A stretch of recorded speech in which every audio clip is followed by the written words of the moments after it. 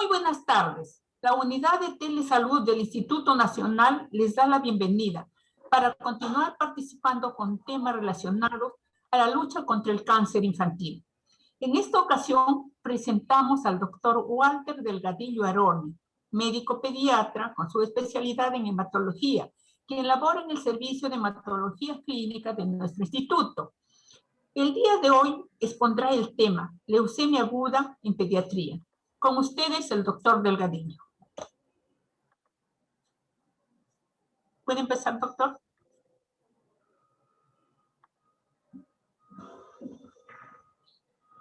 Ok, bueno, ¿se me escucha? Sí. Muy bien. Bueno, ante todo, buenas tardes con todos. La verdad que estoy muy agradecido por la invitación que tengo el día de hoy en poder dirigirme a todos ustedes y poder exponer ese tema que es muy interesante. Es un tema muy apasionante, muy complejo también, que implica de conocimiento actual, ¿no? Ya que estamos ante un incremento de casos actualmente, no solo en nuestra ciudad, sino también en el mundo, ¿no? Más aún en la temporada actual en la que nos encontramos y en las fechas, ¿no? En la cual se hace remembranza en la lucha contra el cáncer infantil. Bueno, mi nombre es el doctor Walter Delgadillo Arone, soy médico hematólogo pediatra, ¿no? Hice la especialidad de pediatría por la Universidad de San Marcos y la subespecialidad de hematología pediátrica por la Universidad San Martín de Porres y actualmente me encuentro laborando en el Hospital del Niño de Breña en el servicio de hematología clínica. Bueno, empezaremos. ¿Se ven mis diapositivas? Disculpen. Sí. ¿Sí se ven? Sí. Ya. Bueno, empezaremos entonces hablando de este tema que es, como mencioné en el ingreso, es bastante apasionante, bastante bonito, bastante complejo porque tiene una importancia biológica importante que son el grupo de las leucemias agudas en la edad pediátrica. Bueno, los puntos a tratar en esta exposición serán estos 7 puntos. Trataremos de abarcarlos de manera breve y concisa durante la exposición.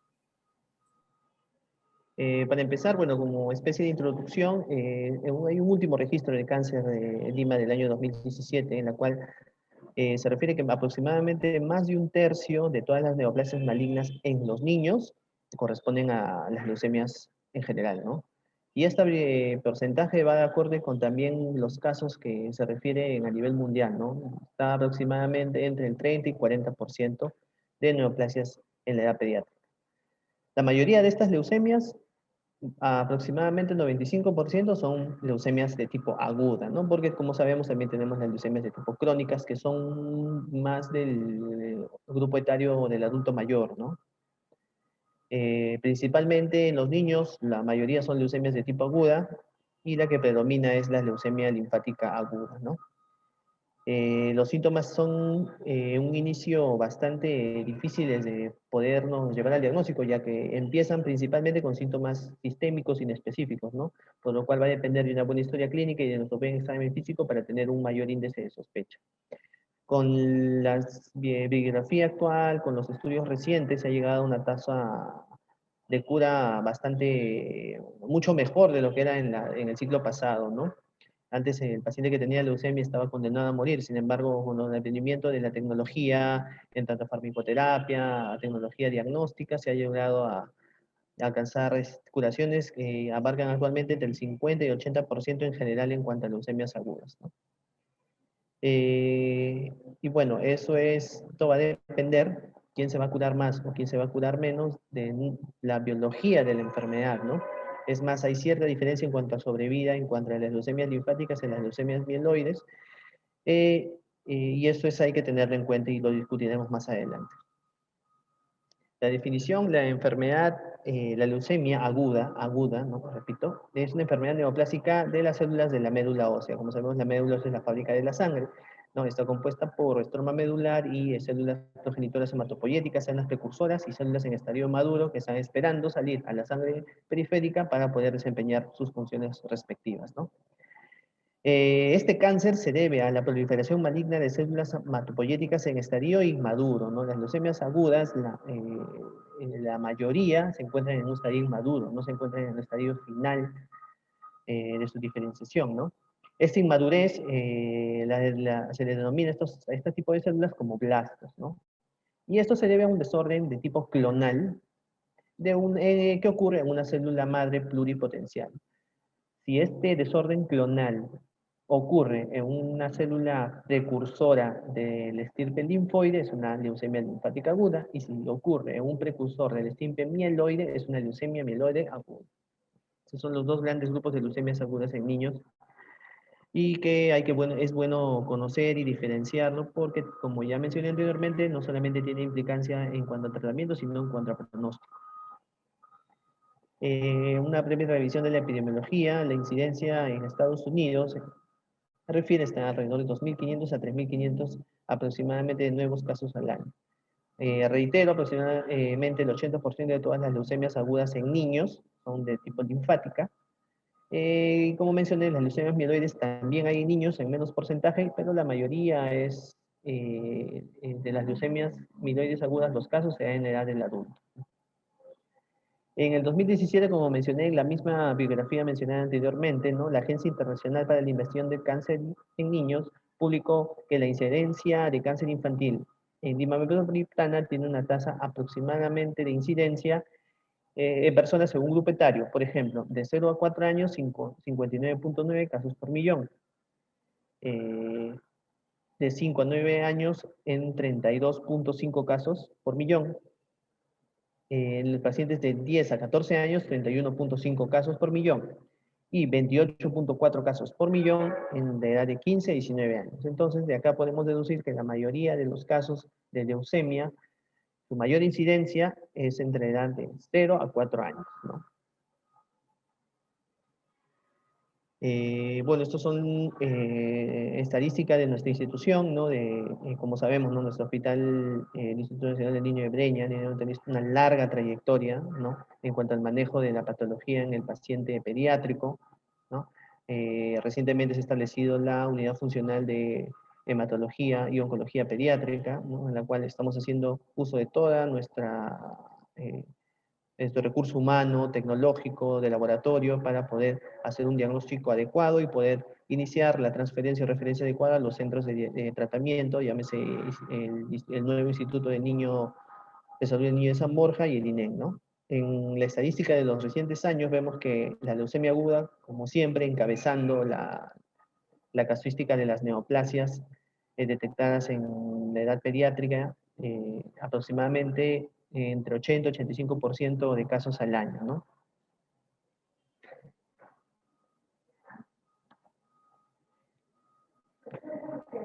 En las leucemias agudas en la edad pediátrica, alrededor de los casos que se presentan en nuestra institución, tenemos que el 80% de los casos de leucemia detectadas son de tipo leucemia linfática aguda.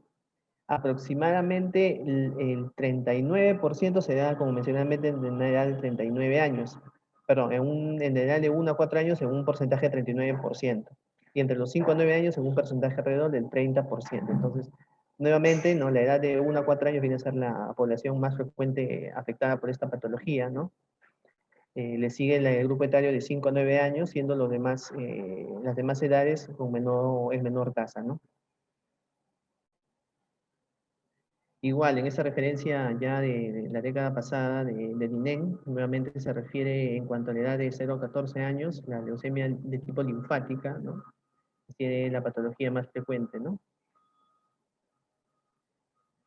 Y algunos datos en cuanto a neoplasia también en el grupo de las mujeres, ¿no? Siendo la leucemia linfoide nuevamente la que encabeza la lista. Y también en varones de 15 a 19 años, ¿no? Encontramos que sí, nuevamente la leucemia linfática es la que mayor tasa tiene, ¿no? En general hay una ligera diferencia en cuanto a prevalencia e incidencia según sexo, es más común en mujeres, ligeramente más común en hombres que en mujeres, y el pico de incidencia en general se ha encontrado, según bibliografía internacional y de acá de nuestro país, que la edad de mayor incidencia, el mayor pico es entre 2 y 5 años, ¿no? Que corresponde con lo que ya hemos encontrado o que hemos descrito previamente. La etiología, como menciona ahí, es 90% no se conoce. Se conoce o se sabe la biología de cómo cómo ocurre una leucemia, pero qué es lo que lo desencadena no se conoce, ¿no? Entonces eso quizás es algo que tener en cuenta. Aproximadamente el 10% de los casos sí se va a poder identificar algún factor desencadenante o algún factor de riesgo probable que haya podido actuar o desencadenar esta patología, ¿no? Como las que mencionamos ahí, ¿no?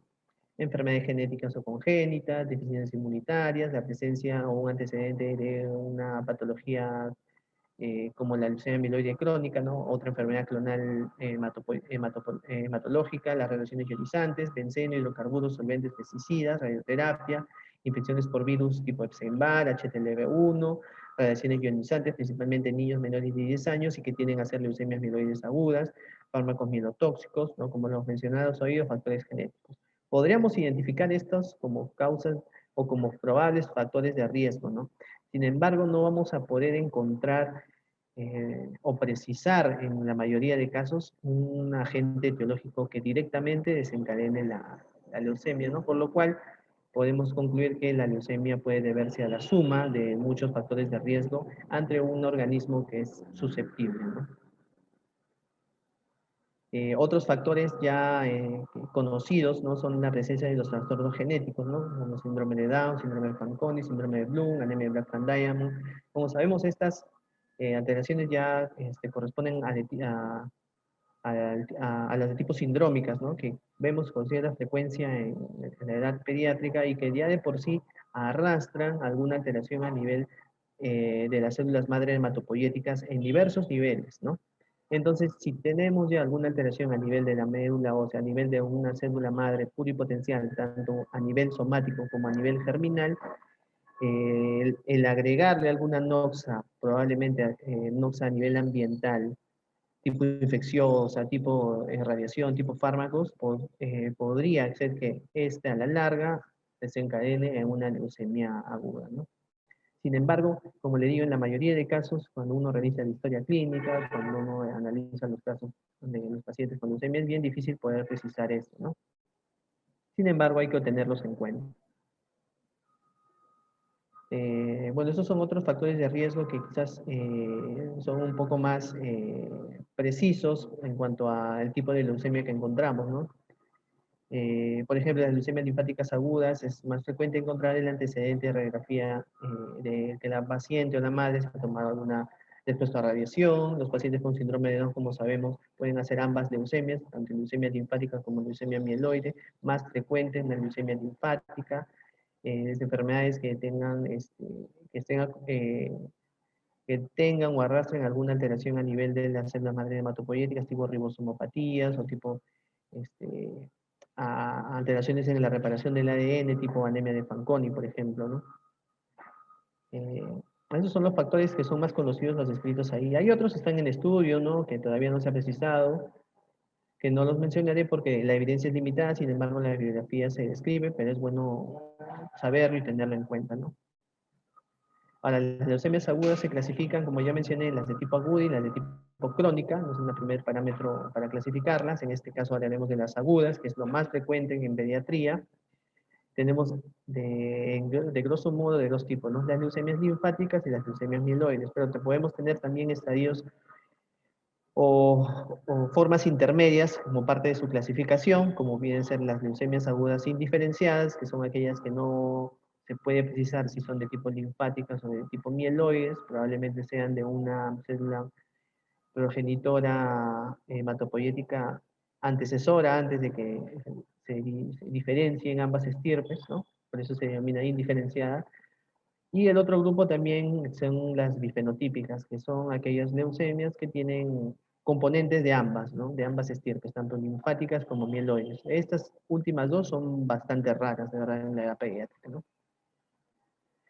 Bueno, y esa complejidad en la clasificación también se debe justamente a la complejidad que hay en cuanto a la proliferación, diferenciación y maduración del sistema hematopoyético, ¿no? Como podemos ver ahí, esto es un cuadrito del libro de hematología pediátrica de Nathan Yoski, en la cual observamos toda la cascada de factores de transcripción, ¿no? De citoquinas, que estimulan, como refiere Editora, el complejo o los caminos o las vías que van a llevar a la maduración final de toda la línea hematopoyética, ¿no? A grosso modo, van a actuar diversos factores estimulantes, factores de crecimiento, citoquinas, factores de transcripción, que van a diferenciar en dos grandes grupos a la célula madre hematopoyética, ¿no? Como tenemos acá esta celulita, si viene a ser el progenitor común mieloide, y acá tenemos un progenitor común linfoide, ¿no? Dos grandes grupos que nos van a llevar de alguna manera, de manera didáctica, a poder entender que a partir del progenitor común mieloide tenemos la división o la diferenciación en estirpe que va a implicar las células de los glóbulos rojos, las plaquetas, los granulocitos, los neutrófilos, los monocitos, ¿no? Y esta célula progenitora de acá, denominada progenitor común linfoide, nos va a llevar al final a la diferenciación y a la maduración en los linfocitos que conocemos, los linfocitos B, T y NK, ¿no? Como pueden ver acá, he tratado de explicarles de la manera más simple, pero también podemos tener estadios intermedios o células que pueden encontrarse también en ambos lados, ¿no? Como en el caso de las células dendríticas, ¿no? Por eso es aumentarle más la complejidad. Simplemente les presentaba esto para que tengan idea y la importancia que es conocer todo el desarrollo del sistema hematopoyético normal del ser humano, ¿no? La patogenia, básicamente, podemos clasificarlas en dos grandes grupos. La leucemia aguda se va a desencadenar por la alteración de protooncogenes y activación en oncogenes, ¿no? Los protooncogenes son moléculas que en su estadio natural no van a expresar o no van a desencadenar una leucemia, pero cuando éstas se activan de alguna manera en su estructura molecular, van a desencadenar una leucemia. Los genes supresores tumorales u oncogenes son genes que justamente son los guardianes del ADN, son los protectores del ADN, y cuando éstas se van a alterar o no van a estar presentes, se pierde ese control, ¿no? Y la suma de estas dos situaciones va a dar como consecuencia alteraciones a nivel del crecimiento, de la proliferación y la diferenciación celular, lo que constituye esto en una transformación neoplásica de una clona celular. Este es un cuadro para que tengamos en cuenta que en este nivel es donde se desencadena la leucemia, ¿no? A nivel genético, a nivel del ADN, como a través de cambios también epigenéticos. Nos pasaríamos en todo caso horas hablando de lo bonito que es la biología de las leucemias, de los distintos factores de transcripción, del ADN, ¿no? De alteraciones a nivel del cromosoma, los cambios epigenéticos, ¿no? Que no es motivo de esta ponencia, pero sí es bueno conocerlo, ¿no? La fisiopatología, en todo caso, es la consecuencia de una transformación maligna de una célula progenitora inmadura que tiene una capacidad de expandirse sobre una clona celular idéntica a aquella a la que le dio origen y que se encuentra bloqueada en un punto de su diferenciación. O sea, es una célula inmadura, ¿no? No es una célula madura, ¿no? La diferenciación es un proceso que implica que una célula o todo organismo va adquiriendo características en el tiempo. Sin embargo, la maduración es cuando este proceso de adquisición de características ya termina, llega a su estadio final, ¿no? Entonces, estas células nunca llegan a madurar, se quedan o se interrumpe su diferenciación y su maquinaria metabólica se aboca más a multiplicarse que a poder hacer un proceso de diferenciación adecuado, ¿no? Bueno, cuando tenemos un paciente con leucemia aguda, tenemos que clasificarla principalmente en estos tres tipos, ¿no? La clasificación morfológica, inmunobiológica o citogenética. La morfológica es cuando uno revisa o tiene a la mano la lámina periférica o hace el aspirado de médula y revisa el mielograma, ¿no? Es lo que el ojo del hematólogo observa y ve, ¿no?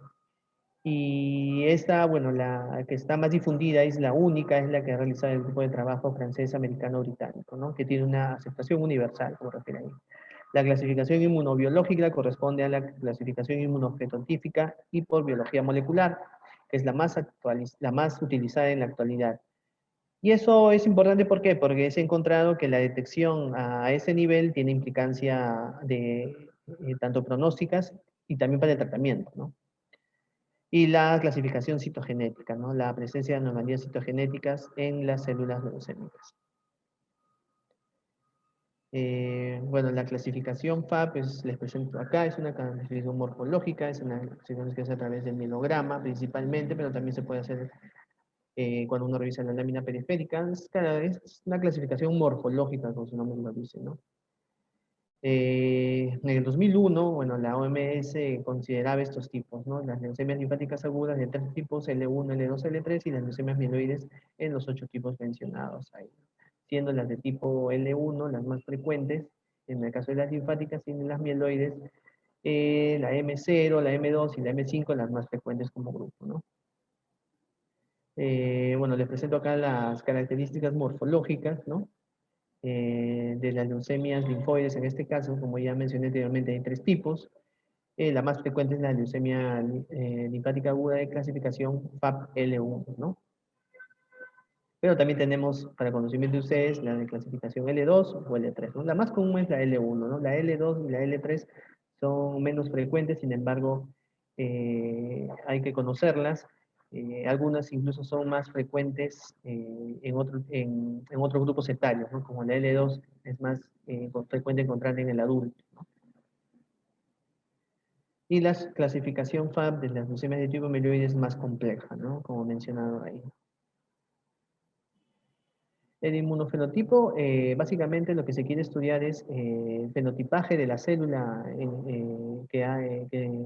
de la leucemia en sí, ¿no? De las células que están provocando la leucemia, ¿no? Y es a través de la identificación de antígenos de membrana a nivel en este caso del blasto, ¿no? De la célula neoplásica, ¿no? En pediatría tenemos como linaje más frecuente o estirpe más frecuente las de tipo B, ¿no? Que llegan a ser alrededor del 80%. Las de linaje eh, eh, T vienen a ser las menos frecuentes, ¿no? Las aproximadamente el 15%, ¿no? Esto en el de las leucemias linfáticas agudas, ¿no?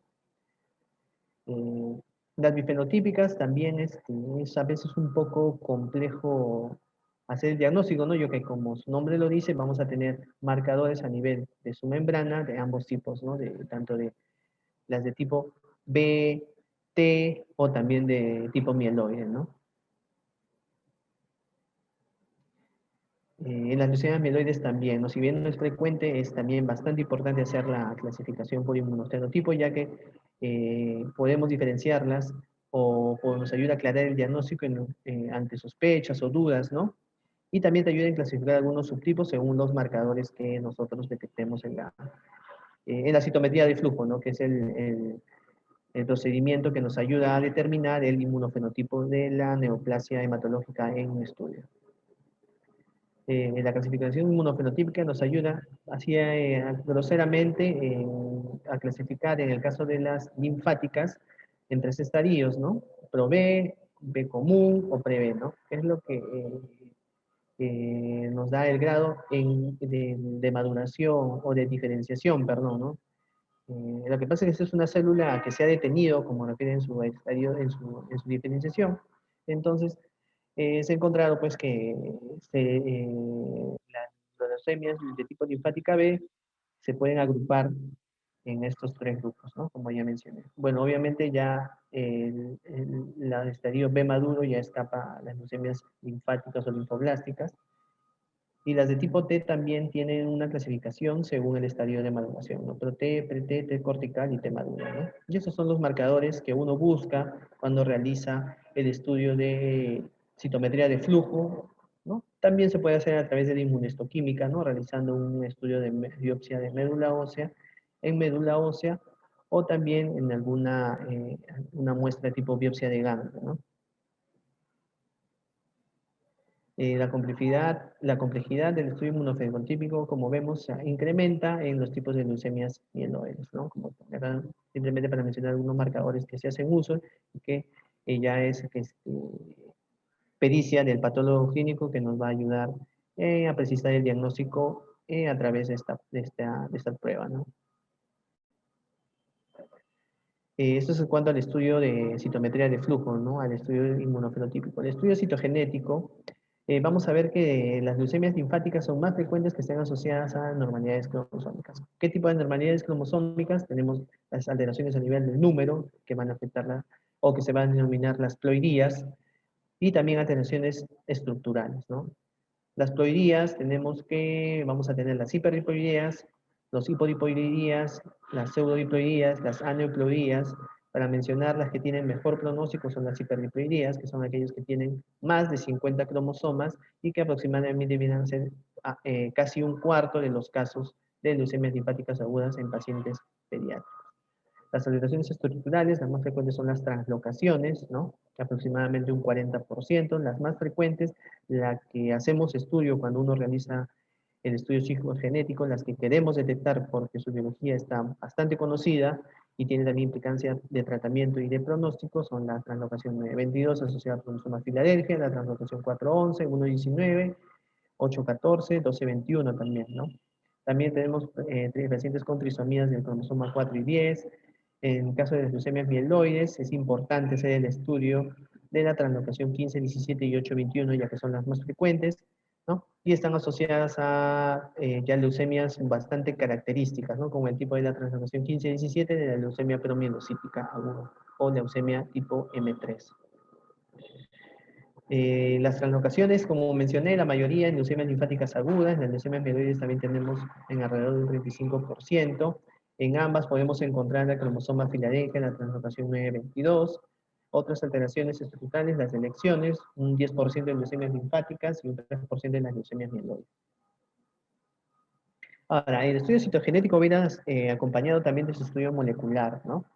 El estudio molecular básicamente lo que detecta son los transcriptos de los genes de fusión, ¿no? A través de tecnología tipo PCR en tiempo real, ¿no? Reacción de cadena en polimerasa. Y eso es importante, ya que a veces no tenemos,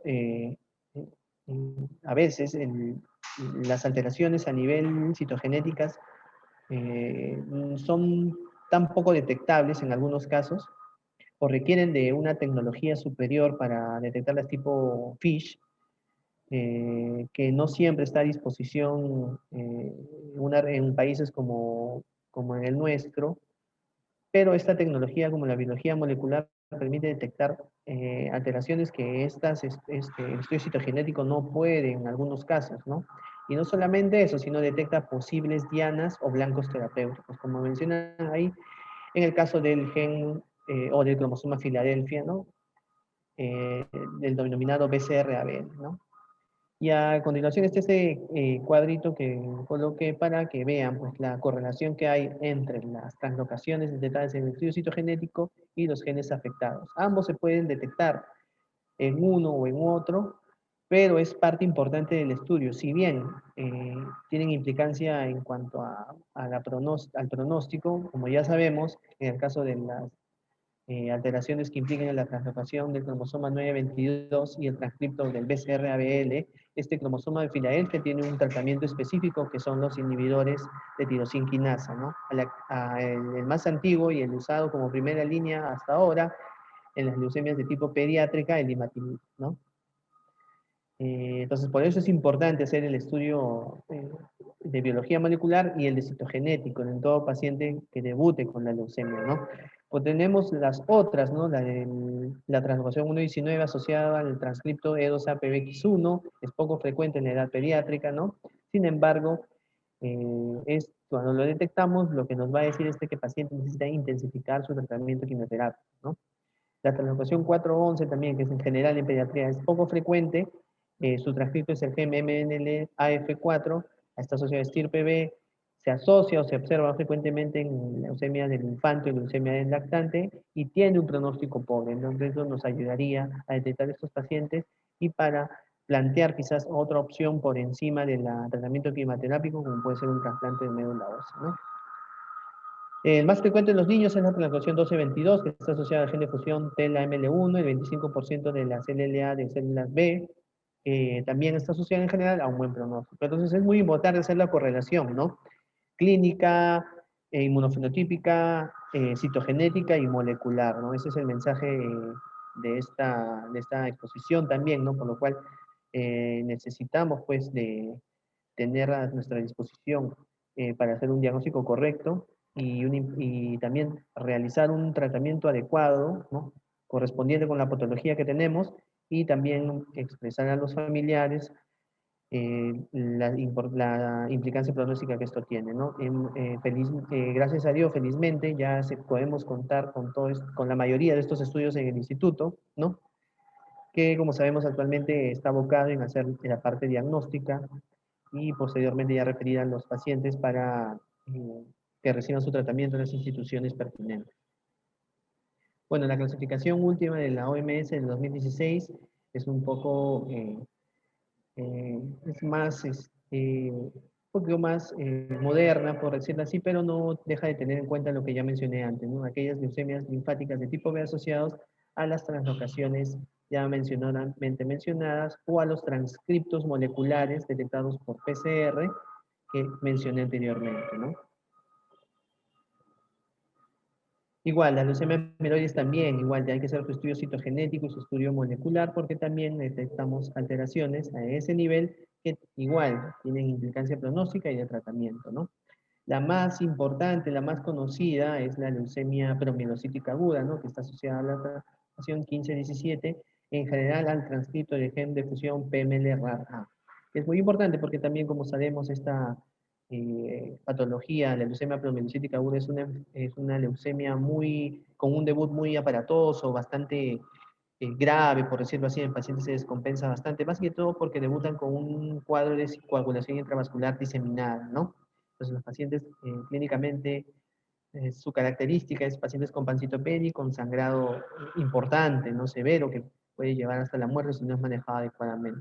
Y como sabemos también hay un tratamiento específico en este caso, que es el ácido transretinoico, ¿no? Por lo cual es importante que cuando sospechemos de este tipo de patologías en los pacientes hagan los estudios respectivos para iniciar rápidamente un tratamiento específico, ¿no? Y poder darle el soporte adecuado, ya que las leucemias promielocíticas agudas, si bien es cierto, sin tratamiento su mortalidad es elevada, con un tratamiento correcto temprano, su pronóstico es bastante bueno, ¿no? Clínica. Los síntomas iniciales al diagnóstico suelen ser principalmente de dos tipos, sistémicos y asociados a la infiltración medular, ¿no? Porque, como sabemos, la médula ósea se va a llenar de estas células inmaduras neoplásicas, de estos blastos, ¿no? Es frecuente encontrar síntomas a estos dos niveles, ¿no? Mismos de la insuficiencia medular secundaria de la neoplasia y síntomas sistémicos, ¿no? Los más importantes según la bibliografía española es, en cuanto a síntomas sistémicos, es la presencia de fiebre, ¿no? La presencia de sangrados, el dolor óseo, las adenopatías, la esplenomegalia y la hepatosplenomegalia. Los síntomas inespecíficos podemos clasificarlo o podemos detallarlo como la fiebre, que viene a ser el síntoma más común, que puede ser por la misma neoplasia o también por la neutropenia severa, muy aparte de la neutropenia por la misma inmunosupresión, ¿no? Porque si bien los valores, podemos tener un paciente con leucemia mieloide, o leucemia linfoide, principalmente con valores neutrófilos no tan bajos, la respuesta inmunológica igual va a estar alterada, porque como sabemos, la respuesta inmunológica depende de linfocitos T, de monocitos macrófagos. Entonces, si no podemos coordinar todo eso, definitivamente la respuesta inmunológica ante un agente infeccioso no va a ser óptima, ¿no? Dolor en huesos y articulaciones en un 23%, la cefalea en un 8%, la presencia de linfoadenopatías, que es evidencia de síntomas por infiltración a ese nivel de la misma neoplasia, y el compromiso hematológico, el compromiso de las células, en algunos refieren que hasta podemos encontrar principalmente anemia y la trombocitopenia en segundo lugar, ¿no? Entonces, este cuadrito que les coloco es para que podamos diferenciar o clasificar, ¿no? Los síntomas de manera didáctica, ¿no? Primero, los síntomas de insuficiencia medular, ¿no? síndrome anémico, un síndrome infeccioso, un síndrome purpúrico. Los dolores óseos, principalmente son dolores pseudoarticulares de tipo inflamatorio en algunos casos. Sin embargo, tiene algunas características que hay que diferenciarlas, ¿no? Normalmente el dolor de la neoplasia es un dolor que va incrementándose, que sin tratamiento cada vez va requiriendo más analgesia, no se asocian en algún momento del día, no son espontáneos, ¿no? Y básicamente es eh, por el rebosamiento que hay dentro de la misma médula, porque dentro de la misma médula ósea, adentro de los huesitos, las células están proliferando y están comprimiendo, no están aplastando en todo el compartimiento intramedular, ¿no? Y produce una distensión de la cápsula de la cortical en este caso, ¿no? Básicamente es por eso, ¿no? Más raro es que hay infiltración de la misma cortical a nivel del hueso, ¿no? Y un síndrome hemorrágico, cutáneo mucoso, ¿no? Esto asociado a la trombocitopenia severa que van a presentar estos pacientes, ¿no? Gingivorragia, equimosis, epistaxis. Como mencioné, la presencia de coagulación intravascular diseminada va a estar bastante asociado a una leucemia promielocítica aguda, a una leucemia amiloide tipo M3. El síndrome tumoral, el síndrome infiltrativo, caracterizado por adenopatías múltiples, ¿no? Principalmente generalizadas, superficiales, ¿no? O algunos casos de adenopatías profundas a nivel mediastinal, intraabdominal, ¿no? Mesentérico también, ¿no? Y también a nivel de las vísceras conocidas como el vaso o el hígado, ¿no? La hepatoesplenomegalia, junta o aislada, también es un síntoma bastante sugestivo de un paciente con leucemia, ¿no? Sabemos tener pacientes que cursan con hiperleucocitosis, entonces el síndrome leucostásico, en este nivel, con manifestaciones a nivel del sistema nervioso central o a nivel del pulmón principalmente, ¿no? Manifestaciones neurológicas, también como trastornos de la conciencia, signos de focalización, que hay que tener en cuenta en este tipo de alteraciones. Bueno, es una imagen en la que podemos ver, ¿no? Un paciente con una gran masa cervical, ¿no? Tumoral a este nivel, luce un poco pálido el paciente, ¿no? Incluso ya con un poco de circulación colateral, ¿no? O aumento del retorno venoso, probablemente por compresión a ese nivel, ¿no? Acá tenemos el gráfico de un niño en la cual se le ha dibujado de manera didáctica, ¿no? La presencia del tamaño del vaso y del hígado. En este caso vemos que el hígado está bastante grande, llegando hasta fosa ilíaca derecha, igual el vaso, ¿no? En esta revisión de análisis sistemático de los síntomas más frecuentes que ocurren en un paciente con leucemia, en niños obviamente, vemos que en cuanto a signos y síntomas, en más de un tercio de los pacientes se hizo la revisión, frecuentemente encontrábamos los síntomas del síndrome tumoral asociado a hepatoesplenomegalia, el compromiso hematológico como la palidez y la fiebre, ¿no? La presencia de moretones, las infecciones sobreagregadas, la fatiga, el cansancio como parte del síndrome, del síndrome sistémico en este tipo de pacientes, dolor de extremidades.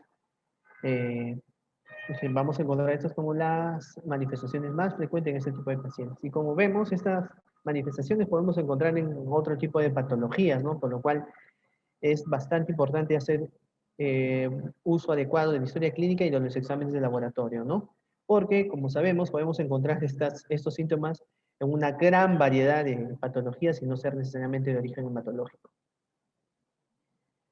Bueno, en este mismo estudio se hizo una revisión de cuáles son las presentaciones más frecuentes dependiendo de las manifestaciones, ¿no? Las trataron de agrupar según estos cuadros, ¿no? Por ejemplo, en el caso de las manifestaciones infiltrativas, la hepatoesplenomegalia y la esplenomegalia eran ambas muy frecuentes, ¿no? Ligeramente más de la hepatomegalia que la esplenomegalia. En cuanto a los síntomas hemorrágicos, la presencia de moretones, ¿no? Y petequias eran las manifestaciones más frecuentes, ¿no? En cuanto a síntomas infecciosos, la fiebre, una infección sobreagregada conocida o sospechada era lo más frecuente. En cuanto a manifestaciones musculoesqueléticas, la más frecuente era el dolor de extremidades, ¿no? Síntomas sistémicos, principalmente la palidez, el cansancio, la fatiga, el malestar general, ¿no? Síntomas gastrointestinales ya menos frecuentes, ¿no? Menos del 40%, pero se ha detectado, ¿no? Anorexia, pérdida de peso, síntomas abdominales, la presencia de lesiones dérmicas tipo rash también, ¿no? Y eso también es un cuadro que básicamente nos menciona que hallazgos son más frecuentes en cuanto a las leucemias agudas y las leucemias crónicas en niños, ¿no? Bueno, no hay bastante similitud, ¿no? Sin embargo, la agudeza del cuadro, la rapidez del cuadro, sí nos va a indicar o nos va a dar una sospecha de que esta leucemia es de tipo aguda, ¿no? Porque en ambos puede haber o va a haber un compromiso hematológico, ¿no? Porque ambas son enfermedades hematopoyéticas, ¿no? Sin embargo, la rapidez, la instauración del cuadro y su agresividad es lo que determina lo que es una leucemia aguda, ¿no? Por eso también es importante el examen físico y la historia clínica. Las equimosis, las petequias, ver si hay hepatopatías, palidez, palpar el hígado del vaso, una adecuada exploración neurológica, porque pueden haber pacientes con evidencia de enfermedad extramedular, principalmente infiltración del sistema nervioso central, ¿no? Y también los testículos, porque el segundo órgano más frecuente comprometido, ¿no? A nivel extramedular, en varones en este caso vienen a ser los testículos, ¿no? Podemos también tener pacientes con una gran masa mediastinal, en nuestra paciente una niña con 2 años, ¿no? Como vemos que el mediastinio está bastante incrementado, esto se va a dar frecuentemente en una leucemia de tipo T. Y bueno, el diagnóstico se debe hacer haciendo los estudios que ya mencioné anteriormente, ¿no? Morfológico, inmunofenotípico, molecular, citogenético, ¿no? Diagnóstico es más de 20% de blastos de sangre periférica o en médula ósea, ¿no? Según la OMS. El diagnóstico diferencial de esta patología, podemos tener enfermedades de tipo no neoplásica, tipo artritis tónica juvenil, mononucleosis infecciosa, una púrpura trombocitopénica idiopática también, ¿no? En la cual, por ejemplo, ¿no? He visto casos de pacientes que están con plaquetopenia severa aislada, persistente, ¿no? Que no responden a corticoides, insistimos con los corticoides, pero al final, después de esperar tanto tiempo de ver que hay una respuesta adecuada, una respuesta parcial, pero persiste con la alteración, le hacemos una aspirada y nos damos con la sorpresa de que era una leucemia, ¿no? Y que se está tratando parcialmente con corticoides. Pacientes con anemia plástica, por eso es que muchas veces es importante cuando tenemos duda diagnóstica hacer la biopsia de médula. La linfocitosis secundaria en infección viral, el síndrome hiperosinofílico, enfermedades neoplásicas también fuera de la médula ósea, pero que tienen esa característica de infiltrar la médula ósea, de producir insuficiencia medular por infiltración. En niños, lo más frecuente es el neuroblastoma, el retinoblastoma y el rhabdomiosarcoma. ¿Qué exámenes tenemos que pedir en los pacientes en los cuales sospechemos? Principalmente los podemos agrupar en 3 grupos, ¿no? De diagnóstico, con fines pronósticos y con intención terapéutica. Fines diagnóstico, básicamente el hemograma, ¿no? Que nos va a llevar a pensar que el paciente tiene una leucemia, la historia clínica, el cuadro clínico, y lo que vamos a hallar en el hemograma es frecuentemente una anemia normocítica, normocrómica, de tipo A regenerativo o no regenerativo. Entonces, la mayoría de veces de tipo severa. La trombocitopénica también es un hallazgo muy frecuente. Menos de la mitad de los pacientes van a presentar blastos de sangre periférica, ¿no? Muchos van a presentar leucocitosis, hiperleucocitosis, que va a ser hasta cierto punto, va a facilitar el diagnóstico, ya que las células neoplásicas se van a poder observar a través del ojo del contador automático, a través del ojo del hematólogo que revisa la lámina periférica, o a través de la lectura del contador automatizado, ¿no? Se puede realizar también el estudio morfológico y citogenético y molecular de la médula ósea en cuanto no haya un diagnóstico claro con los exámenes de sangre periférica, ¿no? Y en el caso de las leucemias mieloides, para hacer una mejor clasificación morfológica, se debería hacer el estudio de la aspirada de médula ósea.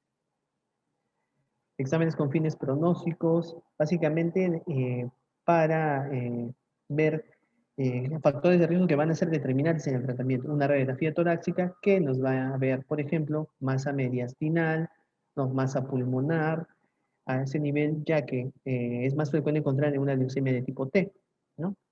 Y hay que tener en cuenta que las de tipo T producen mucha lisis tumoral por la cantidad de enfermedad, porque tienen mucha carga tumoral, ¿no? Entonces eso también hay que tenerlo en cuenta en ese tipo de pacientes.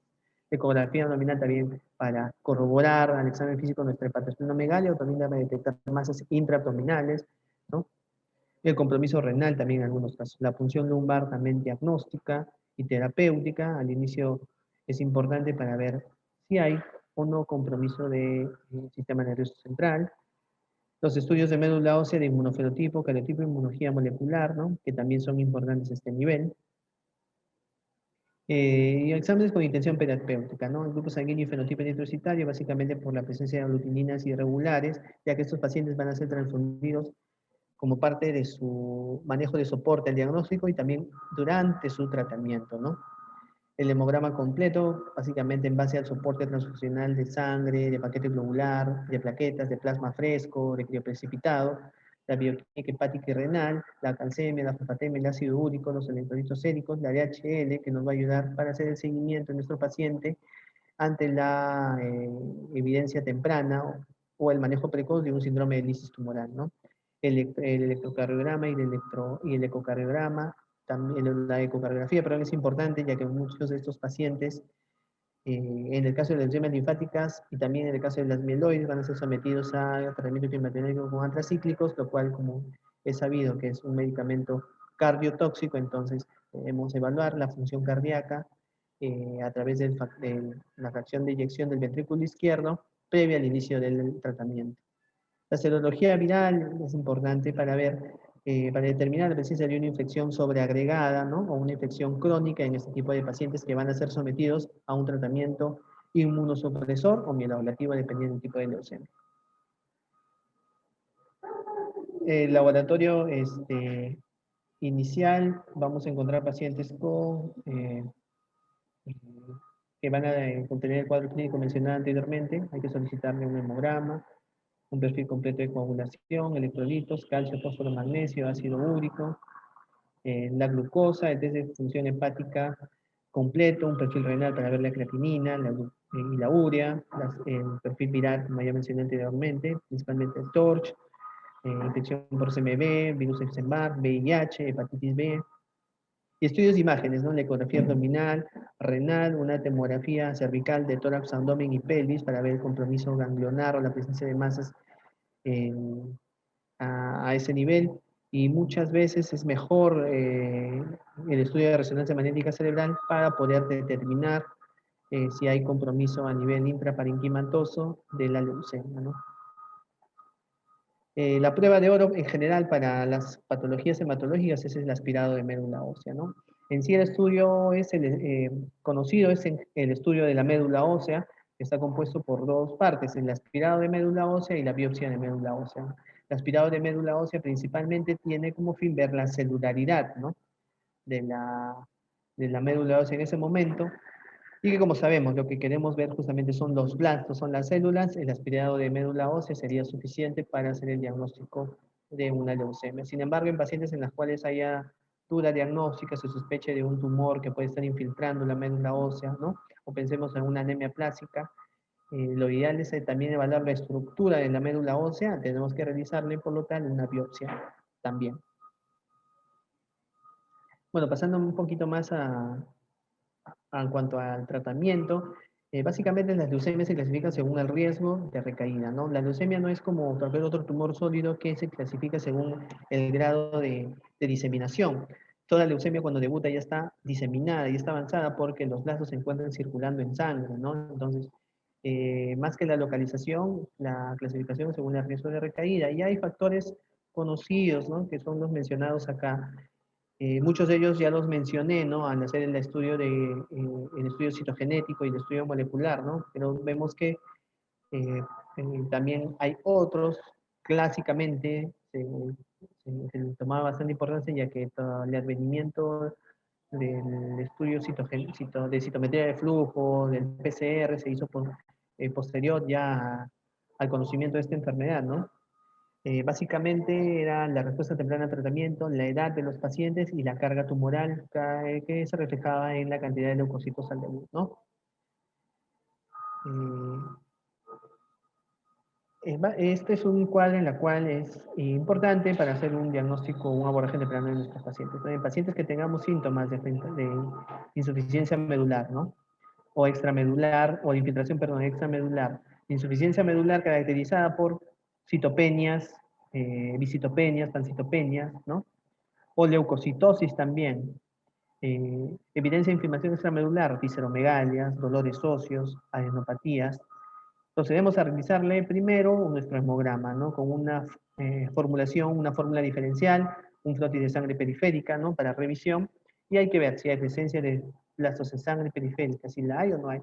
Si hay presencia de blastos en sangre periférica, podemos tener el caso de que tengan más del 20%, si no lo tienen, tendremos que realizar un aspirado de médula ósea, ¿no? Y hacer el estudio, como mencioné, morfológico, molecular y citogenético, ¿no? También hacer el estudio de punción lumbar para detectar en todo caso la posibilidad de que esta enfermedad hematológica, que se evidencia por la presencia de blastos en sangre periférica, haya comprometido el sistema nervioso central, ¿no?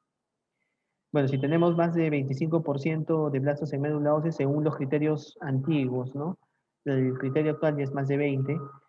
Si tenemos ya esta cantidad, más de 20, es paciente ya con un diagnóstico de leucemia aguda, ¿no? Y lo que tenemos que hacer es completar los demás estudios, el procesamiento de las demás muestras para hacer una adecuada clasificación inmunofenotípica, molecular, por cada tipo por su implicancia pronóstica importante, ¿no?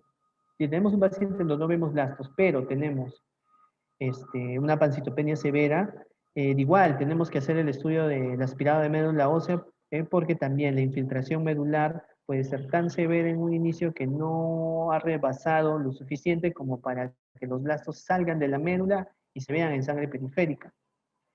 Pero también si la pancitopenia es bastante severa, como mencionan ahí, tenemos que, aparte de hacer el aspirado, sospechar de una anemia plástica y hacerle una biopsia de médula ósea, ¿no?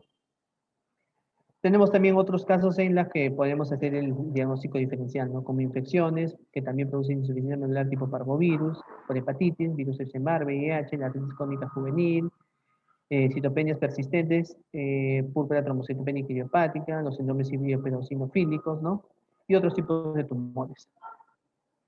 El tratamiento, como mencioné ahí, va dirigido al grupo de riesgo, a la estratificación de riesgo. Por eso es que es importante para nosotros hacer una adecuada estratificación según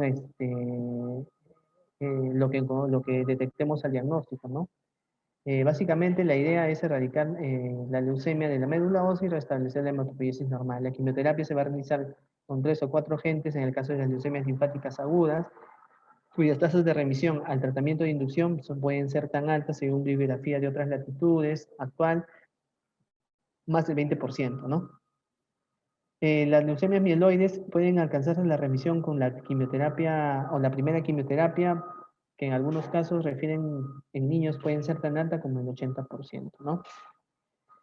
La quimioterapia legal es importante, parte no solamente del tratamiento cuando un paciente ya está con infiltración del sistema nervioso central, sino también hay una parte que se llama profilaxis del sistema de enfermedad del sistema nervioso, ¿no?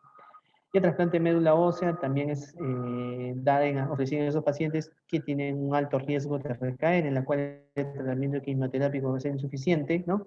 Con la idea de mejorar la sobrevida, ¿no?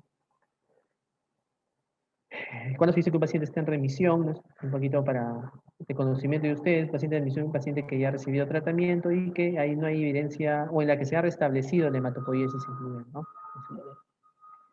Bueno, el paciente que tenemos una médula ósea con menos de 5% de blastos, ¿no? Paciente en la cual su hemograma está en valores normales, que no tiene síntomas ni signos y que no hay evidencia con enfermedad fuera de la médula ósea. Otro parámetro que usamos bastante nosotros es la enfermedad mínima residual, que es para detectar básicamente la presencia de enfermedad submicroscópica a este nivel, ya que esto, con el advenimiento de la tecnología tipo citometría de flujo o PCR en tiempo real, se ha visto que los valores conseguidos después de la quimioterapia tienen un peso muy importante en cuanto al pronóstico, ¿no? Y a sobrevida, por lo tanto. Las fases de tratamiento de una leucemia en general corresponden a una primera parte que viene a ser la quimioterapia de inducción o inducción a la remisión. Posteriormente tenemos las fases de consolidación e intensificación, y posteriormente pasan a la fase de mantenimiento. Es similar entre las leucemias linfáticas y las leucemias mieloides, bueno, ambas con sus particularidades, pero esta es una vista general de las fases de tratamiento, no dejando de lado que las leucemias linfáticas agudas también es importante la profilaxis del sistema nervioso central con las quimioterapias intrathecales, ¿no? Básicamente la profilaxis del sistema nervioso central, lo que pasa es que la leucemia linfática le gusta bastante infiltrar el cerebrito de nuestros pacientitos, entonces parte importante del tratamiento es la profilaxis, ya que se ha visto que pacientes que reciben quimioterapia sin este tratamiento recaen con enfermedad de este nivel.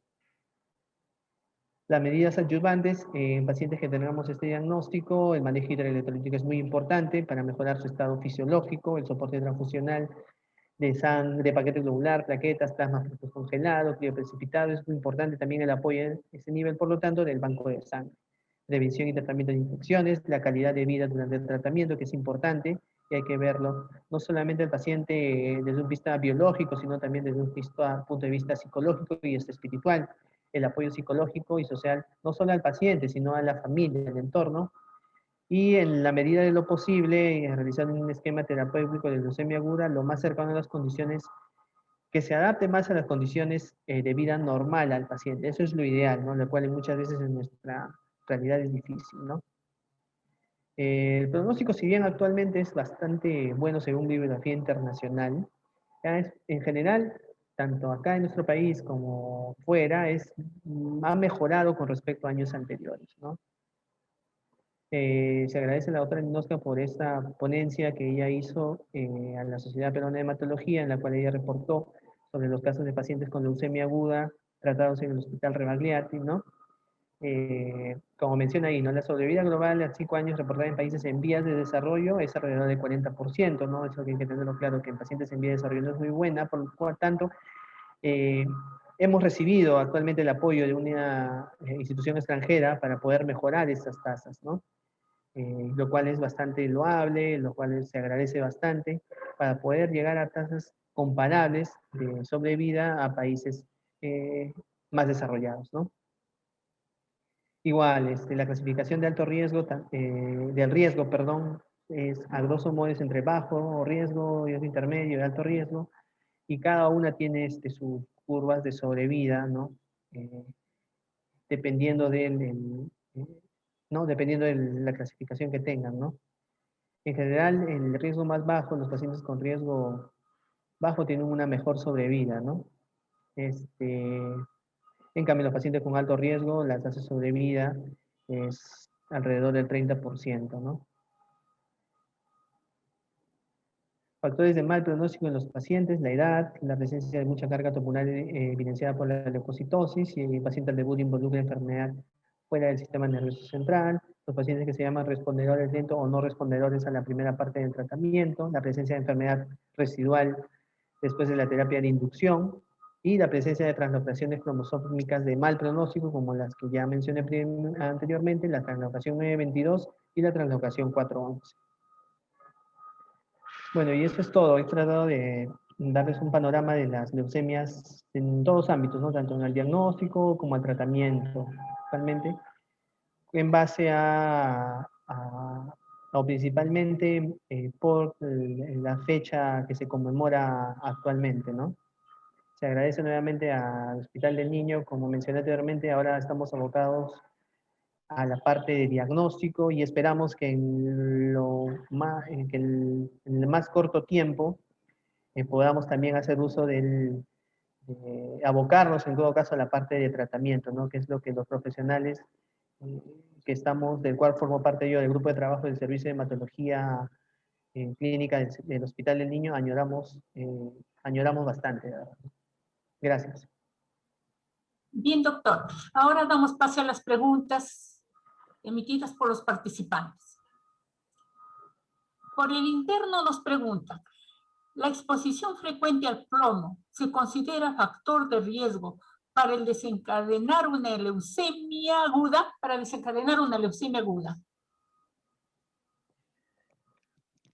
¿Me escuchan? Sí. Sí, bueno, la exposición en general, lo que mencioné anteriormente, ¿no? En general, cualquier agente que pueda generar daño a nivel de las ADN de las células, potencialmente es un desencadenante, es un factor de riesgo que contribuye a una leucemia, pero que sea ese factor aislado el único, Actualmente no hay bibliografía que pueda corroborar eso, ¿no? Como mencioné,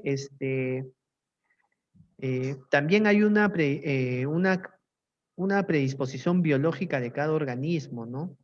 Eso hay que tenerlo en cuenta, ¿no? Es sabido, pues, que el plomo es un agente que potencialmente puede dañar el ADN, no solamente de la sangre, de las células hematopoyéticas, sino también de todos nuestros órganos, ¿no? Es cierto que tiene cierta, es frecuente encontrarlo, afectación a la sangre, ¿no? Pero siempre hay una predisposición biológica, ¿no? Una reacción, una predisposición idiosincrática, por decirlo así, ¿no? Que ya va a depender de la biología de cada paciente, ¿no? No todas las personas que están expuestas a plomo van a desarrollar leucemia, ¿no? Tampoco es difícil hacer un estudio, ¿no? No vamos a exponer a los pacientes a eso y corroborar porque no es éticamente realizable, ¿no? Pero es un factor que podría agregarse a otros, ¿no? Y facilitar que el paciente desarrolle más adelante una enfermedad hematológica, una enfermedad neoplásica, ¿no? Más que una leucemia aguda en sí, ¿no? En general, las enfermedades neoplásicas hematológicas pueden ser las leucemias mieloides crónicas también, ¿no? Entonces, este factor es un factor que es conocido que puede contribuir, ¿no? Pero de manera aislada no hay ninguna biografía, ¿no? Bien, doctor. No habiendo más preguntas, agradecemos al doctor Walter Delgadillo Aroni por su excelente exposición, en la cual ha plasmado sus conocimientos y experiencias. Gracias por su educación a los niños de nuestro instituto. También agradecemos a los participantes y los invitamos a continuar con estos temas tan importantes, organizados por el Servicio de Hematología Clínica y Unidad Funcional Oncológica Pediátrica del Instituto Nacional de Salud del Niño de Breña. También les comunicamos que pueden visualizar todos los temas a través del canal de YouTube, página web de Telesalud del Instituto Nacional de Salud del Niño. Sus palabras finales, doctor. Bueno, nuevamente agradecer al Hospital del Niño a través del sistema de telesalud con este tipo de ponencias, ¿no? En esta semana hemos tocado el tema de cáncer infantil, lo cual es el motivo, no, por motivo de trabajo de cada uno de nosotros, ¿no?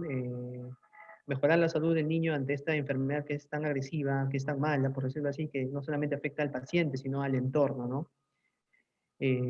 Básicamente el mensaje es ese, ¿no? Esperemos, pues, como mencioné, que pronto en el instituto podamos hacer un manejo más especializado, ¿no? De este tipo de patología. Y esperamos, pues, el apoyo de todos ustedes para poder realizarlo, ¿no? Muchas gracias, doctor. Invitamos también a continuar toda la semana con estos temas relacionados a la lucha contra el cáncer infantil. Gracias nuevamente.